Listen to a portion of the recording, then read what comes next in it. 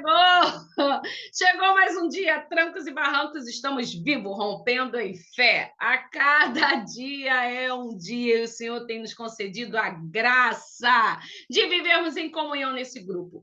E hoje, agradecida ao Senhor, é mais um dia da viagem eletrizante, onde você vai poder ali compartilhar e viajar junto com essa poetisa, que o Senhor devolveu a ela a sua voz. Porque através dessa voz eu me apaixonei por Jesus e você pode se apaixonar também.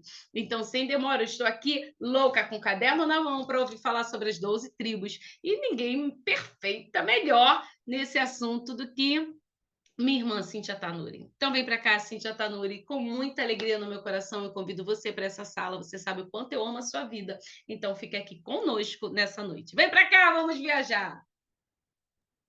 Uou, como é bom estar aqui com essa acolhida única de Mônica Souto.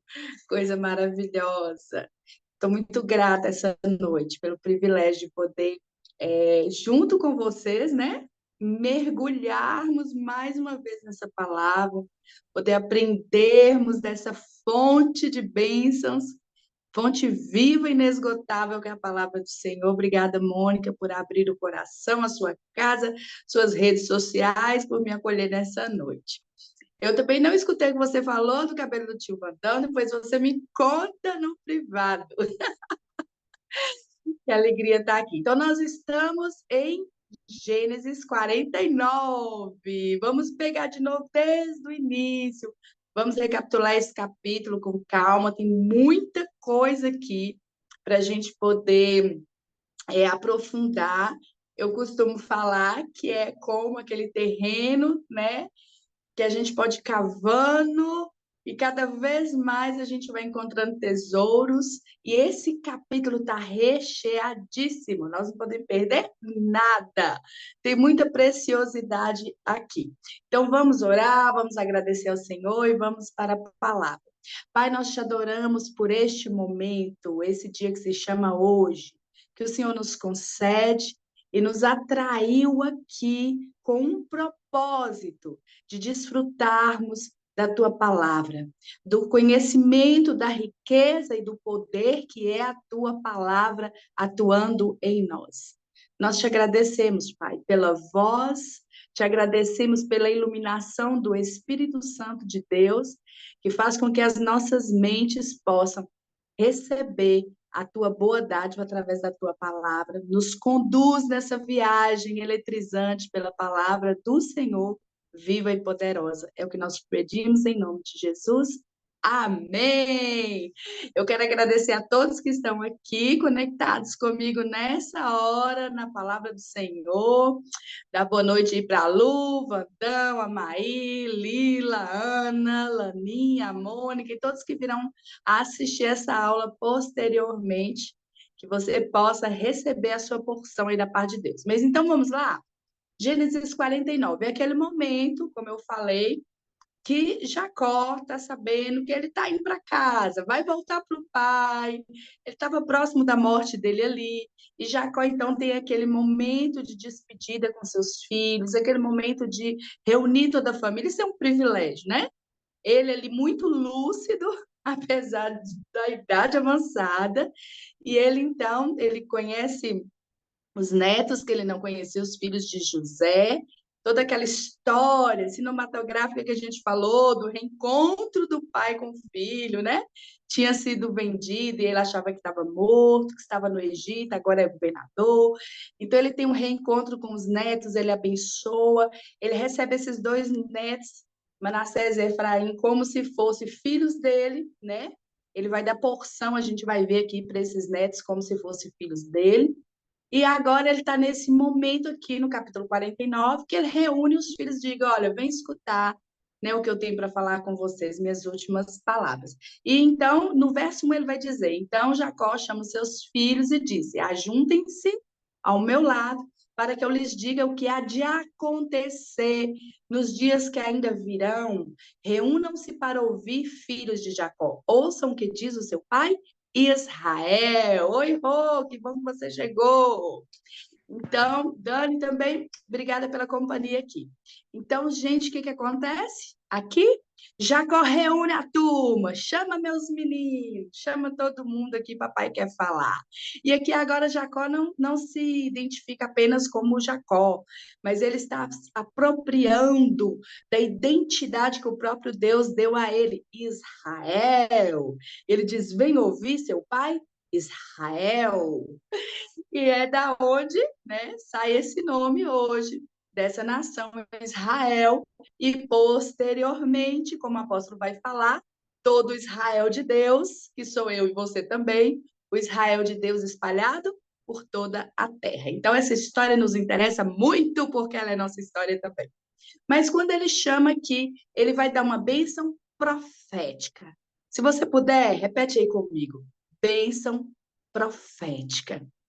Por quê? Não só por causa da tradição de pai para filho, de abençoar, nós já falamos da importância dos pais, nós temos autoridade, da nossa boca sai bênção ou maldição para os nossos filhos.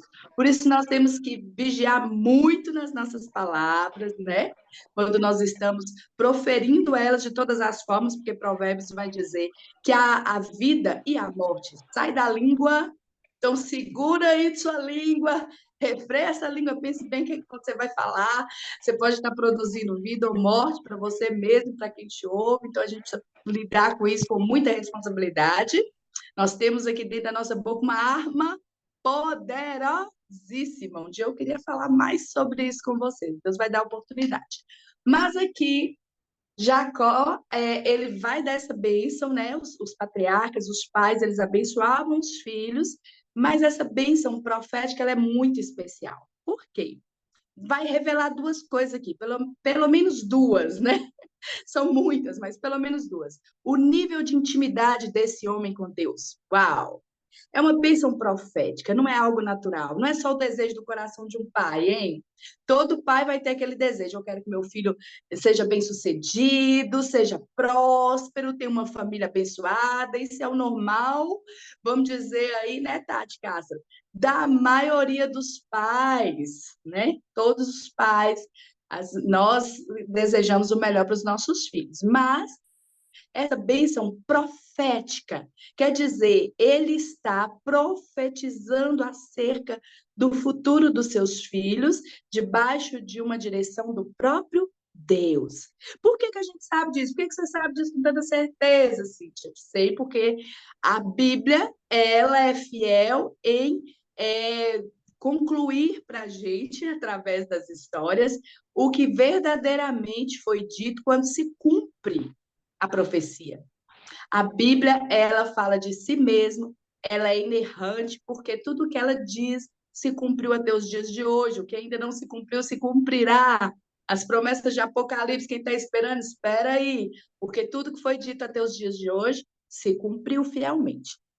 Então, tudo que Jacó está profetizando aqui nesse dia, ao longo da história, até nos dias de hoje, ressalta isso aí, hein?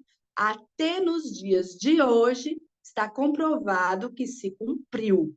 Porque dessa bênção aqui vai sair as 12 tribos de Israel, como eu disse. Quem nunca ouviu falar aí? Das 12 tribos de Israel.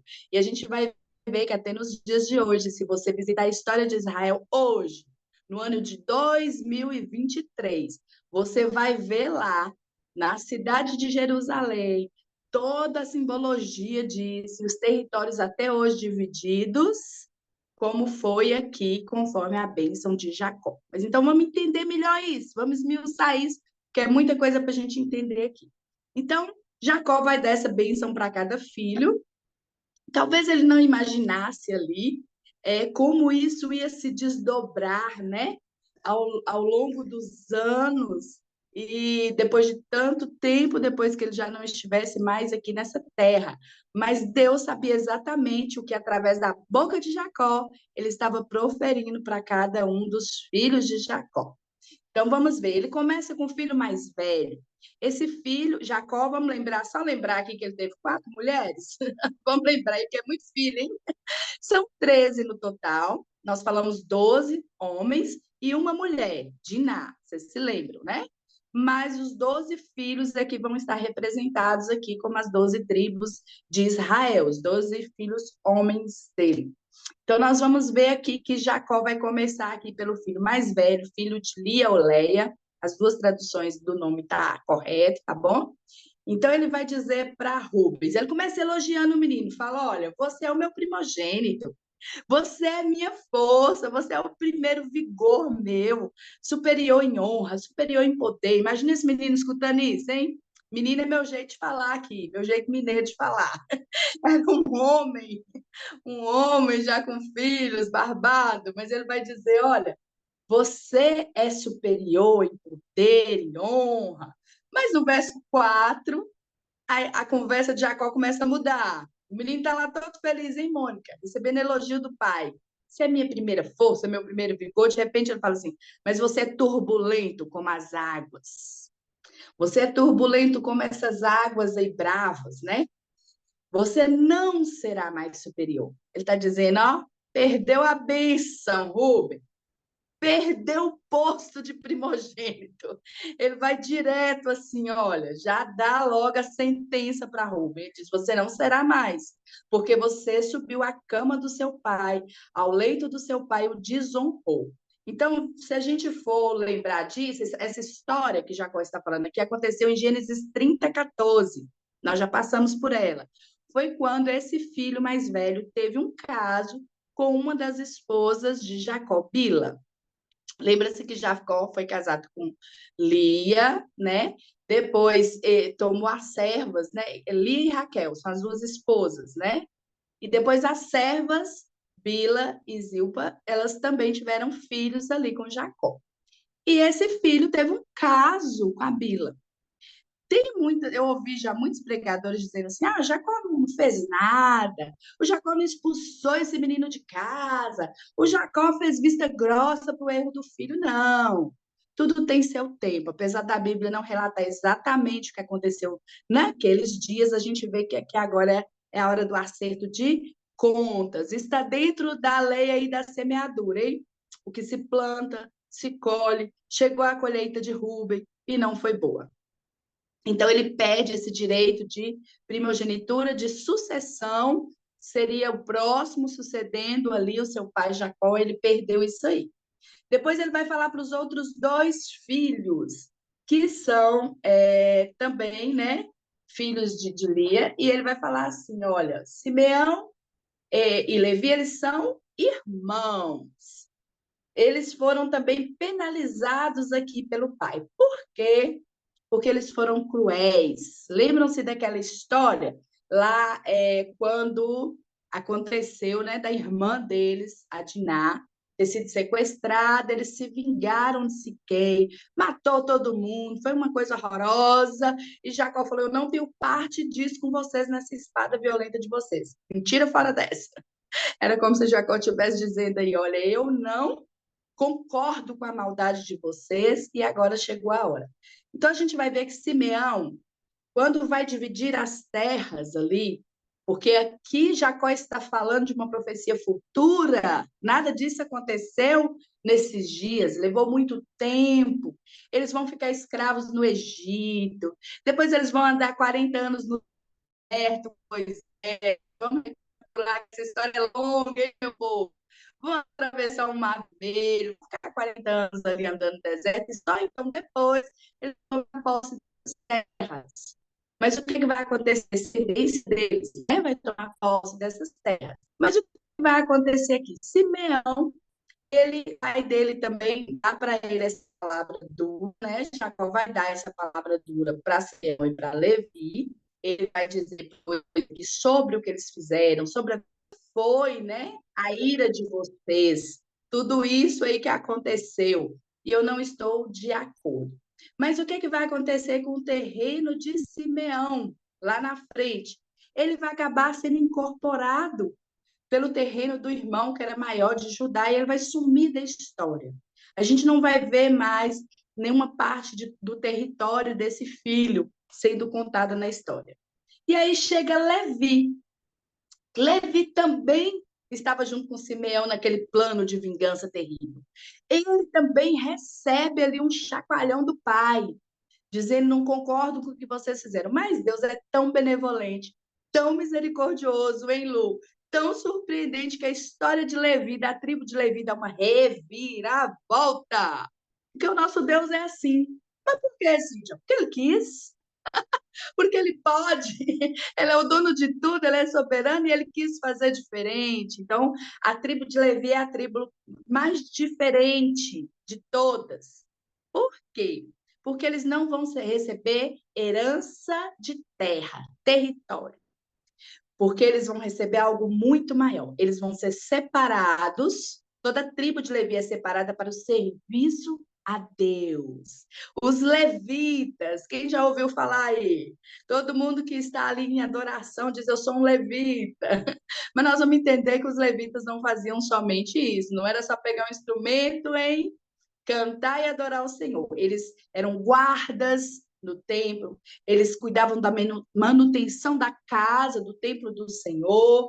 Na época do deserto, onde tinha o tabernáculo, que era aquele como se fosse uma igreja ambulante, aí que eles carregavam para onde eles iam, né? Eles saíam de um território para outro, desarmava a tenda, armava de novo. Os levitas que faziam isso, cuidavam dos utensílios da casa do Senhor e eram sacerdotes, responsáveis também pelo culto ao Senhor. Todos esses vêm da tribo de Levi. Qual é o mais importante aí que veio da tribo de Levi? O mais importante, Moisés. O próprio Moisés vai vir, é descendente da tribo de Levi, vai ser descendente desse filho de Jacó aí, hein? Moisés, aquele que foi lá no cestinho, descendo o rio, foi morar na casa de Faraó. Faraó queria matar ele, Deus escondeu ele bem na casa do próprio assassino. Deus preserva a vida de Moisés. Moisés volta adulto. Moisés conduz o povo que estava escravo lá no Egito para ser liberto. Tem aquelas pragas. Lembram-se das 10 pragas do Egito, as famosas? Quem nunca ouviu falar das 10 pragas? Então, Moisés, Arão, eles vêm aí dessa tribo de Levi. E Arão, o irmão de Moisés, é o primeiro sacerdote da tribo de Levi. E tem uma curiosidade interessante aqui nessa tribo. Essa tribo, eles não tinham território, certo? Como eu falei. Todas as outras tribos, elas tinham território, eles plantavam, eles tinham a sua forma de sobrevivência. Mas e eles que não tinham terra? Como é que fazia? Eles recebiam os dízimos. Eles eram sustentados pelos dízimos. Você pode anotar aí em Números 18, 26, do 26 até o 32, a gente vai ler isso, né? Então, aqui, quando Moisés está escrevendo, aqui ele vai dizer, ó, diga o seguinte aos levitas, quando receberem dos israelitas o dízimo, que eles lhe dão por herança, então, por herança, eles recebiam aquele dízimo, porque quando é lançada a palavra sobre os levitas, lá em Josué, na última aula, eu pedi vocês para anotar, foi? Lá em Josué, 13:33, vai falar, olha, vocês não vão receber território por herança, porque a herança de vocês é o próprio Deus. Uau! É muito mais que terra. Vocês têm o privilégio de servir a Deus na casa dele. Vocês serão responsáveis pelo culto, por essa palavra. Está dizendo, ó, vocês vão ser um povo, uma tribo separada só para isso, para o serviço ao Senhor. Essa é a maior herança de vocês. Mas eles tinham que comer, tinham que vestir. Então, da onde vinha o sustento deles? Vinham através dos dízimos. Aqui em Números, como eu pedi vocês para anotar, Números 18, 26, vai dizer isso. Diga o seguinte aos levitas. Depois vocês leem até o 32 para entender tudo, tá bom? Vou ler só o 26 aqui. Diga o seguinte aos levitas, quando receberem do dízimo que os israelitas dão a vocês como herança, vocês deverão apresentar uma parte, né, um décimo desse dízimo para contribuir ao Senhor também, devolvendo ao Senhor. Então, eles recebiam para o sustento deles, mas também devolviam, ofertando ao próprio Deus. Então, os levitas, eles tinham esse trabalho nobre, maravilhoso, né? Como Josué vai dizer lá em Josué 13:33, eles recebem o próprio Deus por herança. Ele vai dizer, ó, Deus de Israel é a herança de vocês, como Moisés já disse a vocês, a tribo de Levi. Então, eles tinham essa diferença entre todos. O símbolo deles que eles receberam eu falei aqui, comentei, né, na última aula, era ali no peitoral do sacerdote, ele tinha 12 pedras preciosas, semi-preciosas, com o nome das 12 tribos. Eles não tinham um território só deles, mas eles se espalhavam em todos os territórios dos outros irmãos. Então, tinha essa tribo de Levi, eles estavam ali em todas as outras tribos, eles moravam em todas as outras tribos, já que eles tinham que fazer o serviço do Senhor para todo o povo de Israel. E ali no peito eles carregavam essas pedras preciosas com o nome de todas as tribos. Então vamos lá para o próximo aqui, que vai ser Judá. Eu estou falando dos filhos ainda de Lia ou Leia, Judá. Judá se tornou a tribo mais importante, proeminente na história bíblica, porque Judá foi comparado ali por Jacó, se a gente for ler o texto aqui agora, o pai vai falar agora para Judá, esse filho, e vamos ver o que, que ele vai dizer para o filho, né? Ele vai dizer aqui para Judá, olha, acompanha aí comigo no verso 10. O cetro não se apartará de Judá, nem o bastão de comando dos seus descendentes, até que venha aquele quem? Jesus. Aquele a quem pertence as nações, e todas elas vão lhe obedecer. Profeticamente, Jacó já estava falando de Jesus. Ele não sabia que era Jesus, Mônica. Mas o próprio Deus fala pela boca de Jacó de Jesus. Ele estava anunciando Jesus, até que vem aquele. Todas as nações vão obedecê-lo. Então, ele está falando aqui para Judá. Ele chama Judá de leão. Olha o verso 9. Vamos ler o verso 9, que é interessante. Judá é um leão novo. Você tem subido, meu filho, depois de matar essa presa como um leão novo. Como um leão, você se assenta, deita-se com a leoa. Quem tem coragem de acordá-lo? Ele começa a falar aqui de uma forma poética, chamando Judá de leãozinho. Por isso que tem o símbolo na bandeira de Jerusalém. Quem visitar Jerusalém aí antes de mim, vai olhar para a bandeira de Jerusalém hasteada lá. E qual é o símbolo da bandeira de Jerusalém? Um leão, o leão da tribo de Judá. Judá recebe o território maior, e dentro desse território, a cidade de Jerusalém. Por isso a bandeira tem esse leão. E quando Jacó está falando aqui, ele não está falando de Judá, o filho. Não é você o leão, não, tá, filho? Você é o leãozinho. O leão da tribo de Judá. Você vai ver em Apocalipse 5:5. Quem quiser, confere aí comigo para não ficar dúvida. Por que Jesus é chamado de o leão da tribo de Judá? Jesus veio da tribo de Judá. Quem era descendente dessa tribo? Mais famoso? Muitos, mas o mais famoso? Davi, o rei Davi. Por que a gente canta nas nossas canções, hein, Lu? Que Jesus é raiz de Davi, leão da tribo de Judá. Porque Jesus, na genealogia, ele vem da linhagem de Davi, linhagem real, e porque ele é o leão da tribo de Judá, ele vem dessa tribo, Jesus era da tribo de Judá, ninguém nunca mais vai esquecer disso. Jesus pertencia à tribo de Judá. E aqui em Apocalipse, João, naquela visão maravilhosa, vendo Jesus, Jesus ressurreto, Jesus dizendo: olha, eu sou o Alfa, eu sou o Ômega, eu sou o princípio e o fim. E Jesus está falando com ele ali, de repente ele vê uma cena, ele vê anciões, ele vê os anjos, ele vê o povo chorando. Quem é que vai abrir esse livro, os 7 selos? E de repente aqui, em Apocalipse 5:5, João vai escrever: então, um dos anciãos me disse: não chore. Para de chorar, João. Chegou o chororô, João. Parou. E o ancião vai dizer: eis que o leão da tribo de Judá, a raiz de Davi, aquele que venceu, venceu para abrir o livro e os 7 selos. Esse livro onde está o meu nome e o seu nome escrito. É o livro da vida do Cordeiro. Ele é o Cordeiro e ele é o leão. Jesus aparece como o cordeiro, aquele sem mácula, aquele cordeiro mudo que foi ao matadouro, ser sacrificado por todos nós. E depois ele aparece como o leão, aquele que virá e julgará todas as nações. Por isso Jacó aqui nessa bênção profética disse, todas as nações o obedecerão. Uau! É a bênção profética que vai falar, então, de todas as bênçãos vindouras desse povo, através desses 12 filhos de Jacó, as 12 tribos de Israel.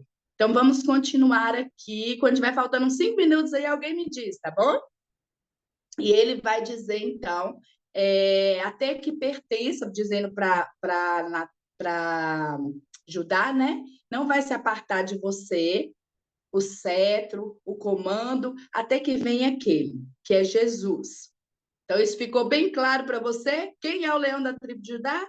Jesus. Esse símbolo que tem lá em Jerusalém, até os dias de hoje, né? De Judá veio o nome de quê? Vamos puxar aí para a gente pensar um pouquinho? Veio judaísmo, a religião, né, que hoje vigora lá em Israel, o judaísmo. O nome dos judeus vem de Judá. Naquela região ali, ó, perto de Jerusalém, as montanhas da Judéia, o deserto da Judéia, todos esses nomes derivam deste nome Judá. Então, quando você escuta dizendo ali vai um judeu, uma judia, é por causa deste nome de Judá. E o símbolo da bandeira em Jerusalém é o leão da tribo de Judá. Tem alguns que usam símbolos diferentes, tem alguns lugares lá que vai aparecer o símbolo qual é? Uma coroa. Por quê? Realeza. Porque a bênção dele foi: jamais vai se apartar o cetro da realeza de você. Então vamos lá. O próximo aqui, qual vai ser?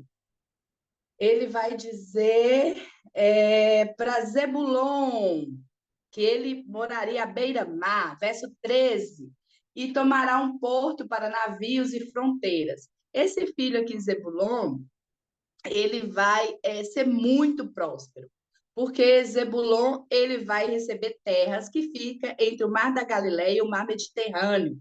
Na partilha ali das 12 tribos, ele vai ficar com essa parte que estava ali entre esses dois mares, então ele vai se beneficiar do comércio marítimo e ele vai ficar muito próspero. O próximo, Isacar. Isacar foi uma tribo vigorosa, né?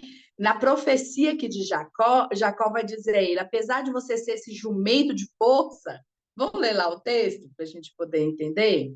Deixa eu voltar aqui no texto. Isacar é verso 14, tá bom? Quem está seguindo aí? Isacar é um jumento forte deitado entre as cargas. O que o velho Jacó estava dizendo para esse filho? Olha, você é forte, vigoroso, mas você vai se sujeitar a trabalho servil. Isso acabou acontecendo realmente com a tribo de Isacar. Eles falharam de expulsar, né, os cananeus da terra deles, eles ficaram ali pagando impostos, tributos, sendo sujeitos àquele povo durante um tempo. Essa situação só vai mudar quando vêm pessoas ilustres dessa tribo. Quem são? Débora, a profetisa. Quem já ouviu falar sobre Débora? Aquela que profetizou em Israel, que sentava debaixo ali de uma árvore para julgar o povo, e Baraque. Essa história está em Juízes 5:15, para quem quiser anotar.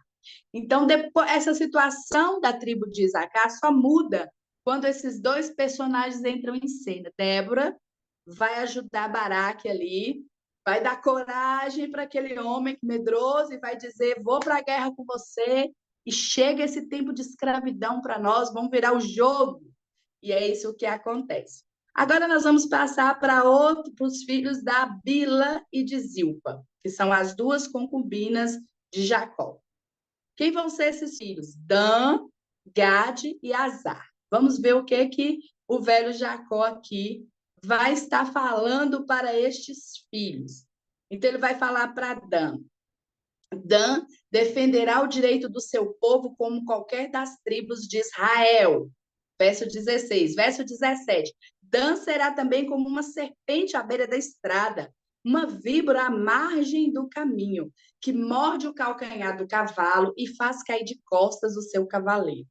Quando a gente lê assim, você fala assim, meu Deus, como é que dá para entender uma palavra de um pai desse na hora da morte, hein, Mônica? O negócio vira uma bagunça, né? Mas vamos explicar aqui que vai ficar fácil de entender. Dan, o próprio nome Dan significa juiz. Ele está dizendo, ó, você vai julgar o povo de Israel.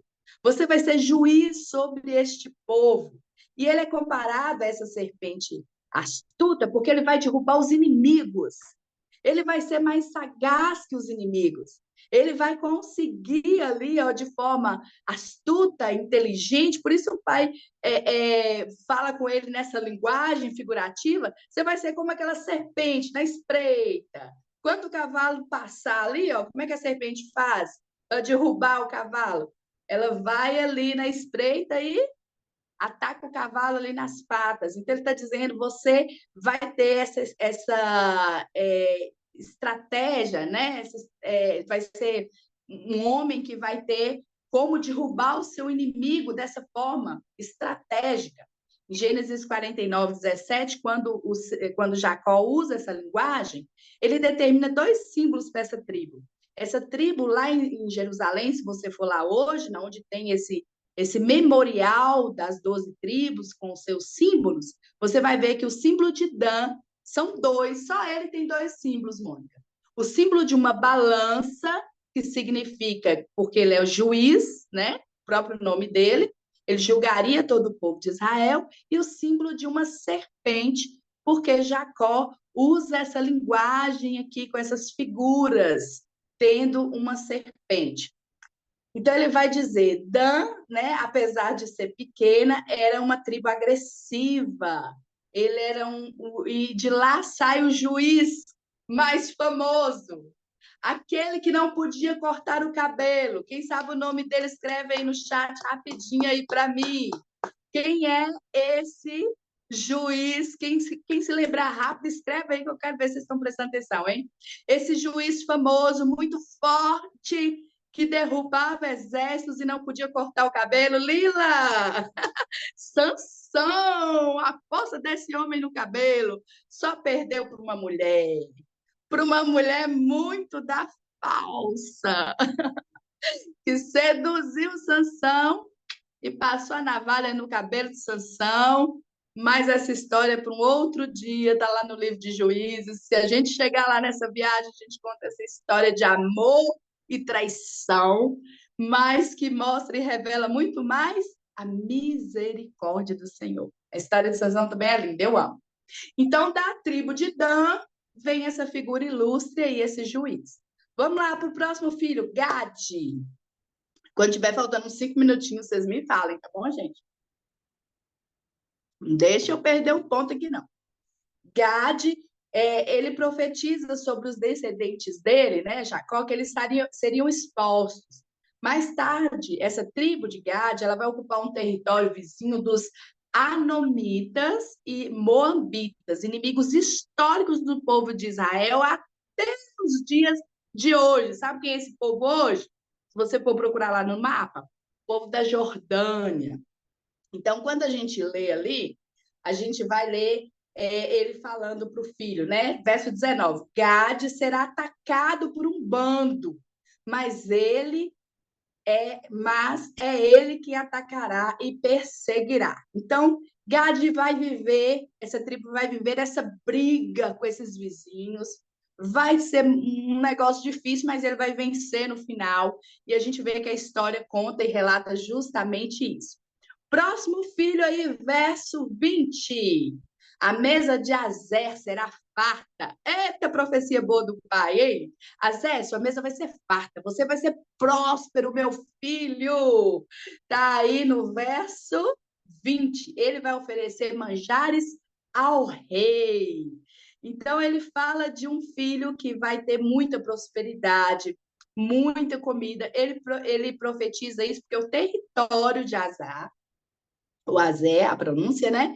Ele é um território muito fértil e a descendência dele vai explorar bastante esse território, vai ser um povo muito, muito, muito próspero.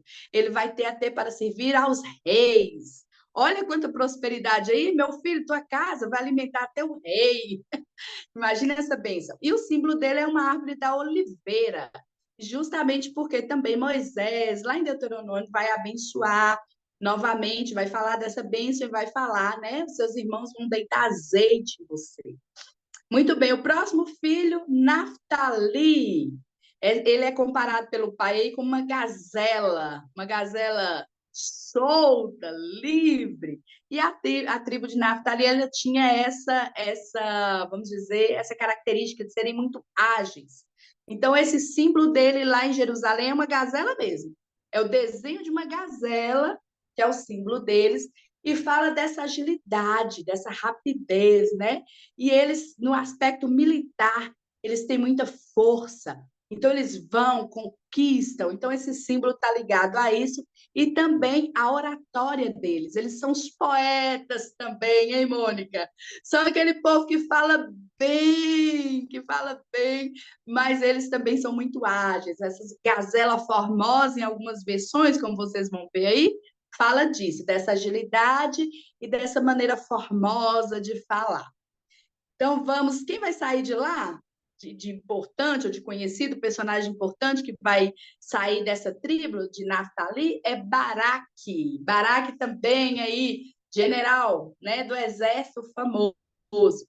Agora, os filhos de Raquel, chegamos nos filhos da amada de Jacó, chegamos nos filhos daquela que Jacó, eita homem que amou Raquel, hein? Eita homem que trabalhou para ter essa esposa. Teve uma história que falou assim, esse cara fez assim, ó, de tudo para ter essa amada. 2 minutos, eu não acredito, Mônica. Não acredito.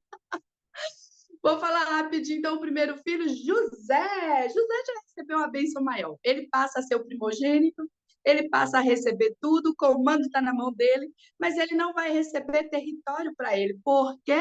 Ele vai receber dobrado. Os 2 filhos dele, Efraim e Manassés, vai receber território. Então, eles vão fazer parte aqui, como se fosse Jacó, eles vão pegar o direito de Jacó, dessa herança, vai para os 2 filhos dele, não vai dar tempo de eu falar, vai ficar faltando falar de José e de Benjamim, aqui, os filhos da Raquel. Nós vamos saber disso na próxima segunda? Não acredito. Obrigada pela sua companhia. Nós precisávamos recapitular essa aula, porque a aula passada não ficou gravada, né, Mônica? Então, eu tive que voltar ali no passo a passo, mas a gente vai terminar essa história, se o Senhor nos permitir, na próxima segunda. A gente vai ver a bênção desses 2 últimos aqui. Eu que agradeço, Rô. E a gente vai ver que essas tribos até hoje estão ali. Até hoje tem um distrito ali com o nome de Benjamim, pertinho de Jerusalém, contando essa história desse menino que tem o símbolo de um lobo. E vamos saber por que Benjamim tem um símbolo do lobo, tá bom? Eu agradeço vocês o carinho. E na próxima segunda, se o Senhor nos permitir, seguimos viagem, porque a gente está indo para o fechamento de Gênesis, capítulo 50. Não